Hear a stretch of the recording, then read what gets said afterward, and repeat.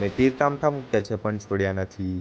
સરકારી હોસ્પિટલ સરકારી જ રહેવા દો, તેમજ સરકાર દ્વારા અવનવા વિવિધ વિકાસના પ્રોજેક્ટો તાપી જિલ્લામાંથી પ્રસાર કરવામાં આવે છે।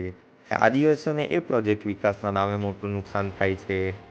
ત્યારે 21 માર્ચ વન દિવસની ઉજવણી સાથે તાપી કલેક્ટરને રજૂઆત કરવામાં આવી અને આ વિકાસના પ્રોજેક્ટના નામે આદિવાસીઓને જમીનથી બેદખલ ના કરે તેવી માંગણી કરવામાં આવી। કલ્યાણકારી રાજ્ય અંદર રહીએ છે, કયા સેના અંદર રહીએ છે? જન કલ્યાણ કરવાનું કામ કોનું છે? સરકારનું છે। સારું સ્વાસ્થ્ય, સારું ભણતર અને સારી રોજગારની તકો ઊભી કરવાની જવાબદારી કોની છે? સરકારની, ના કે એક પ્રાઇવેટ કંપનીની। એ જે પ્રાઇવેટ કંપનીને આપી રહી છે એ કદાપી આપણે ચલાવવાના નથી।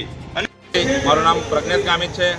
તમે જાણો છો કે તાપી ડિસ્ટ્રિક્ટ અંદર 3 માર્ચના રોજ હોસ્પિટલ બચાવવા માટે જે હોસ્પિટલનું ખાનગીકરણ થઈ રહ્યું છે એના રોકવા માટે અનિશ્ચિત સમયના ધરણા પર લોકો બેઠા છે અને આજે 19મો દિવસ છે।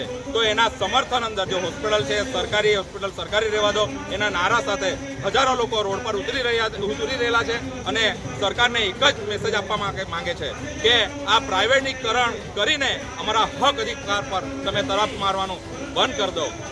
કલ્યાણકારી રાજ્ય અંદર સારું શિક્ષણ અને સારું સ્વાસ્થ્ય અને રોજગારીની સારી તકો ઊભી કરવાની જવાબદારી સરકાર સુધીની બને છે, ના કે પ્રાઇવેટ કંપનીની। અને સરકારને બીજો એક મેસેજ એ પણ આપવા માંગે છે કે કેન પ્રકારે વિકાસના પ્રોજેક્ટોનું નામ આપીને અમારા સમાજના લોકોને જંગલમાંથી ભગાડવાનો અને એનું વિસ્થાપન કરવાનું બંધ કરી દો। અમે પણ માણસો છે, અમને જાનવર સમજવાનું બંધ કરી દો।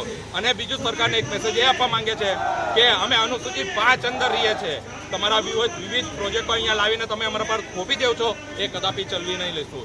અનુસૂચિત 5 અંદર જો તમે પ્રોજેક્ટ લાવો તો પહેલા લોકોને પૂછો, લોકોને પૂછવાની જવાબદારી છે તમારી। જો લોકો હા કહે તો તમે લાવી શકો, તમે અમારા પર થોપી નહીં શકો।